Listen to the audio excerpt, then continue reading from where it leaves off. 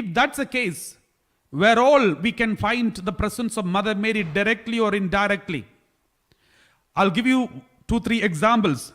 Let us read Gospel of John chapter 8 verse 4 onwards. Gospel of John chapter 8 verse 4 onwards.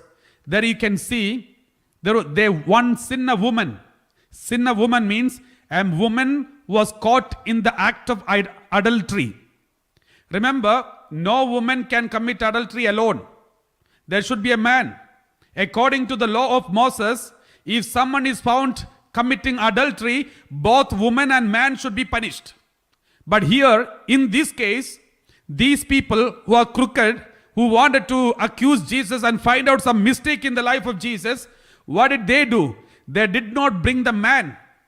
They only brought the woman. And they said to him, "Teacher, this woman was caught in the very act of committing adultery." Jesus knew these people are crooked, because if this woman was caught in the very act of committing adultery, where is the man? But Jesus did not ask anything, because Jesus knew their crooked mind.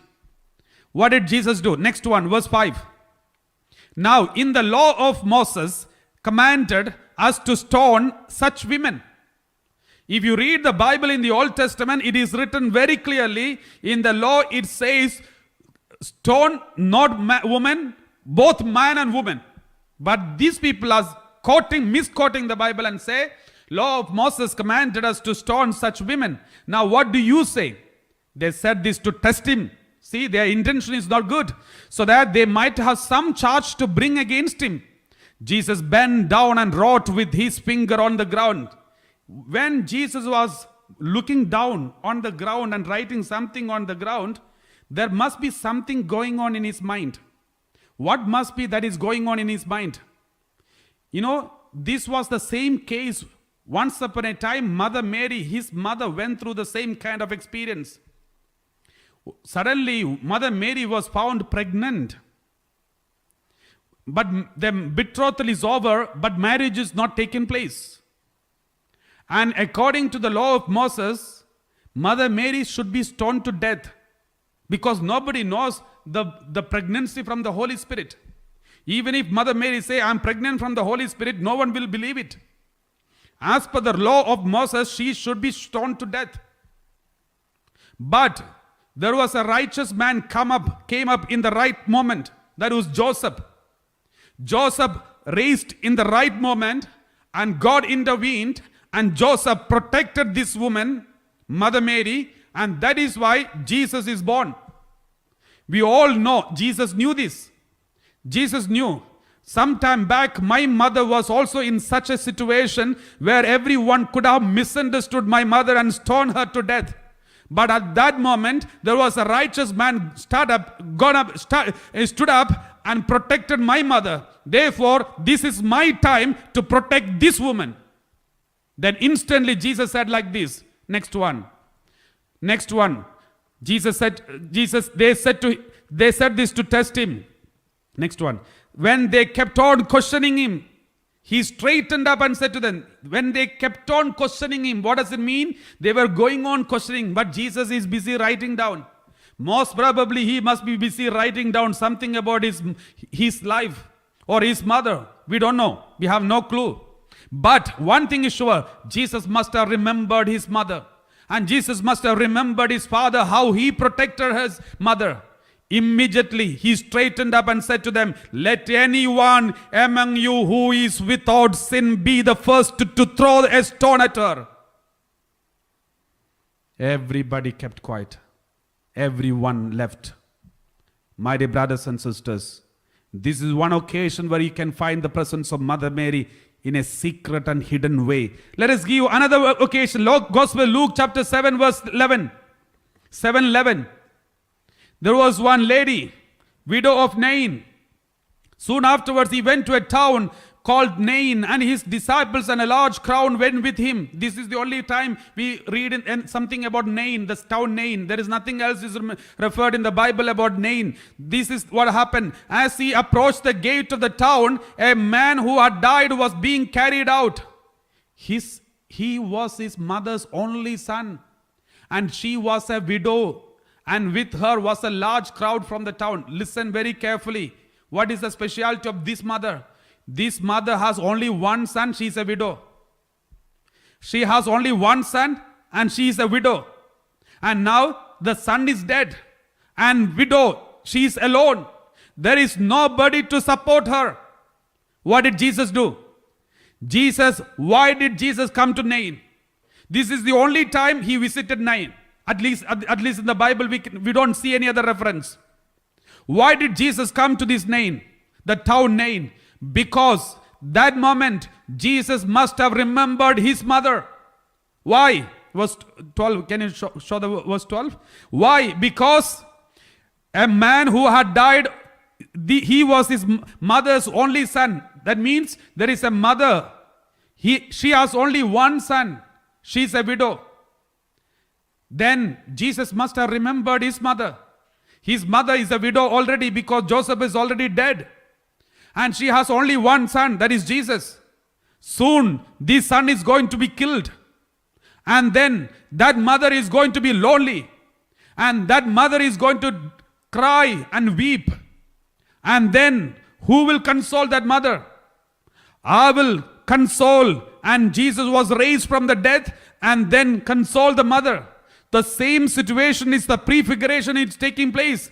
Jesus looked at the mother. She was widow and she has only one son, and son died. Then suddenly Jesus raised the son from the death and handed over the mother and said, don't cry. See, why did this mention? Why is this? There are so many miracles Jesus performed. Why this is mentioned here? Because secretly in the mind of Jesus, Mother Mary is present. Let us continue reading verse 13. When the Lord saw her, he had compassion for her and said to her, do not weep. He had compassion for her. Remember, it was not because he had a compassion for the son and saved him. He had compassion for her. This compassion which he showed to her is the compassion which he had towards his mother. And that's why this compassion flowed. I remember these days when some nurses were taking care of COVID-19 people. I asked her, you are risking your life, and even without much protection, you are going and taking care of the COVID-19. Then this nurse told me, Father, I see my father there. I see my father on the sick bed. Therefore, I can't stop myself. I wanted to go and save her. I saved them. My dear brothers and sisters, this is human being. This is how we behave. And I'm sure when Jesus was raising this son and wiping the tears of this woman, Jesus surely must have remembered his mother in the place of that mother. And that's why Jesus came and said, do not weep. That means when Jesus was being crucified on Mount Calvary, Jesus did not get any chance to tell his mother, do not weep. Because he was being attacked and flogged and tortured and crucified and nailed and insulted and spat on his face. He had no time to speak to his mother. But he had already talked to her. How? By telling these mothers, do not weep, do not cry, don't worry. Jesus was consoling his own mother. I'll give you one more example. Mark chapter 12 verse 44. Mark chapter 12 verse 44. We read like this. Mark chapter 12 verse 44. For all of them have contributed. One day Jesus was in the temple. Everybody was putting some coins in the offertory collection box. They were putting some coins. Some people were putting more, lot of money. And Jesus was watching everyone. Jesus was watching everyone, but one person Jesus noticed in a special way. Who is that? For all of them have contributed out of the abundance, but she, out of her poverty, has put in every... Okay, let us read from 42 onwards. A poor widow, again you can see a widow, came and put in 2 small copper coins, which are worth a penny. And the next one was 43. A poor widow came. Then he called his disciples and said to them, truly, he called all the people, all the disciples and said, look, There are so many people are putting money in the offertory box, but look at this woman. She's a widow. What is special with her? This poor widow has put in. Then he called his disciples and said to them, truly I tell you, this poor widow has put in more than all those who are contributing to the treasury. She put more than everyone else. Why? Next one, verse 44. Because for all of them have contributed out of their abundance, but she out of her poverty has put everything she had, all she had to live on. She surrendered to God. What is this? Who is this? Jesus said, she's a widow. That means husband is already dead. And what she has only these 2 coins at all. There is nothing else. All she had to live on. But what did she do with that? She gave whatever that she had, she gave completely everything to. The 2 coins she gave completely to Jesus. She gave completely to God. She surrendered everything totally in the hand of God. She gave everything. That means Jesus must have remembered his mother. His mother, a widow. She has no one else. The only support for her livelihood, for her future, is her only son. But what did she do? When her son became 30 years old, she completely gave up her son totally to the work of God, the ministry of the Lord. And Jesus came out of his home. After that, he never went back to his home. He's sleeping on the road, sleeping in the Gethsemane, sleeping in here and there, busy preaching. But she gave her only son to God completely and surrendered. And then Jesus knew this, and Jesus indirectly appreciating his mother by appreciating this widow who surrendered her everything totally to the ministry of the Lord. My dear brothers and sisters, that is why we can see so many connections like these. That is why I said Mother Mary is present from the beginning till the end of everything, till the end of the ministry of Jesus. In the beginning of the ministry, Mother Mary was there. At the end of the ministry, Mother Mary was there. From the beginning till the end of the ministry, Mother Mary was there. That means all through the ministry, there is presence of Mother Mary, even in heaven now. My dear brothers and sisters, this is very important. And let me give you one more connection. This is,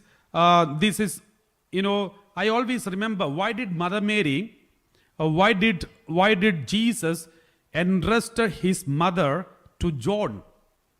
Out of 12 disciples, all of them have got their mothers. Of course, Peter has got mother-in-law. Not only his mother, mother-in-law also mentioned in the Bible. And other disciples, they all should have mother. And maybe some of them must have already lost their mothers. But we don't know much about their mothers. But one person's mother, 2 people's mother, we know. That is the sons of Zebedee. Because that mother came to influence Jesus. We read like this. Gospel of Matthew, chapter 20, verse 20 onwards.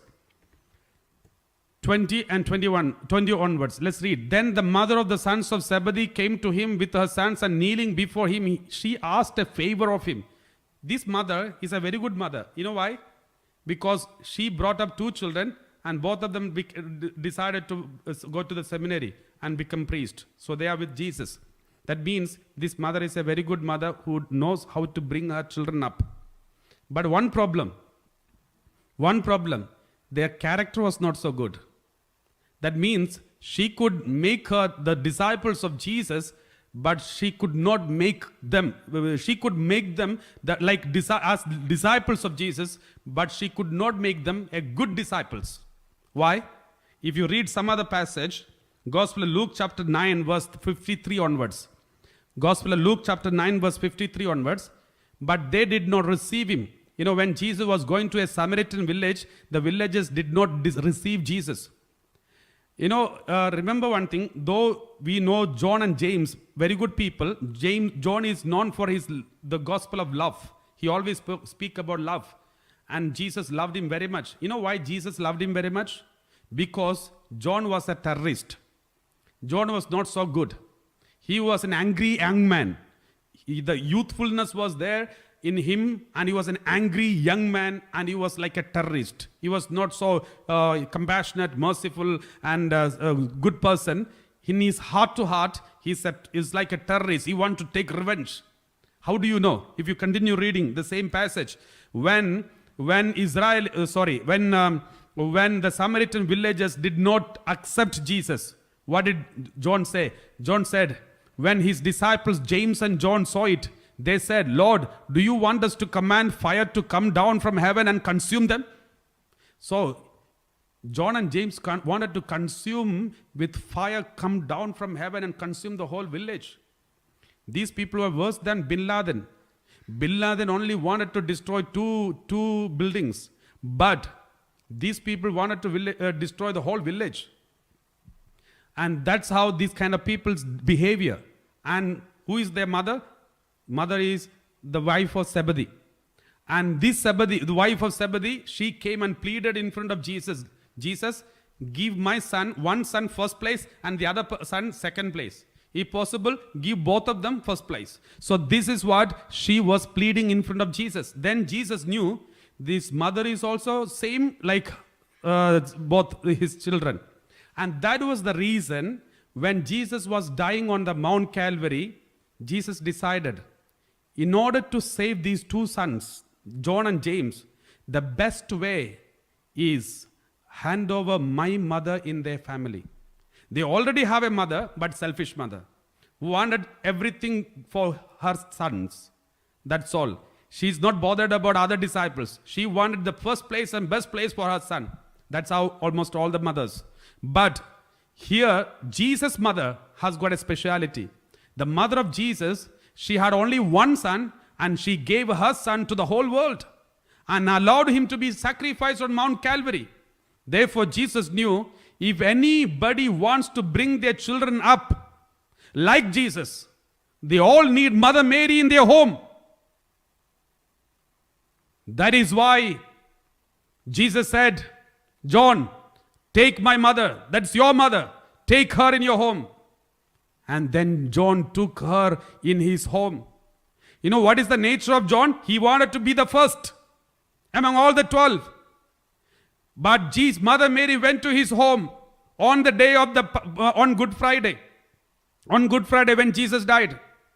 Let us read some passage. Another passage, Gospel of John chapter 20 verse 2 onwards. Gospel of John chapter 20 verse 2 onwards. On the day when Jesus was resurrected, so she ran and went to Simon Peter and the other disciple. The other disciple is John. The one whom Jesus loved, that is John, and said to them, they have taken the Lord out of the tomb, and we do not know where they have laid him. My dear brothers and sisters, John is a terrorist. John and James, they are like a terrorist, especially John. That is the reason Jesus loved him most. Because terrorists should be loved and loved and loved and converted. Only through love you can convert them. Not through bombs, like America putting bombs on the terrorist. That will not solve the problem. So here, Jesus, in order to convert a terrorist, Jesus used the most powerful weapon, that is called L-O-V-E, love. So she ran and went to Simon Peter and the other disciple, the one whom Jesus loved, and said to them, they have taken the Lord out of the tomb, and we do not know where they have laid him. Verse 3. Then Peter and the other disciples set out and went toward the tomb. Verse 4. The two were running together, but the other disciple outran Peter, because Peter is an old man, he can't run so fast. But John is a young man, he ran fast. And then he got the first prize. He reached the first place. And then he reached the tomb, at the entrance of the tomb. But what did he do? Because he always wanted the first. So he reached the first. But what did he do? Let's read. He bent down to look in and saw the linen wrappings lying there, but he did not go in. He did not go in. Verse 6. Then Simon Peter came, following him. He went into the tomb. He saw the linen wrappings lying there. Now within 3 days, John is changed. John wanted to get the first place and he wanted everyone to follow him. Now he is ready to follow Peter. How did he change? Because of the presence of Mother Mary in his home. My dear brothers and sisters, my mother could only make me a priest. But Mother Mary can make me like Jesus. So every mother in the world, all the mothers who are listening to me, you may be able to make your child a priest or maybe a bishop or maybe someone or maybe powerful, maybe in every sense good person. But if you want to make your children like Jesus, then you need Mother Mary in your home. And therefore, make sure that you say the rosaries every day. Make sure that you tell your children about Mother Mary, importance of Mother Mary, to teach them how to love Mother Mary. This is very important, my dear brothers and sisters. Therefore, as we are concluding this homily, let us close our eyes and ask the Lord, Lord, we thank you for the gift of Mother Mary in our life. Help us to love Mother Mary more than anyone else, more than everything else, more than everybody else, so that when we hold on to Mother Mary will lead us to Jesus. Mother Mary, at the beginning of the public ministry, Mother Mary told everyone, do what he says. What did Jesus say at the end of the public ministry? This is your mother. What did Mother Mary say? Do what he says. What did Jesus say at the end? This is your mother. Then do what he says.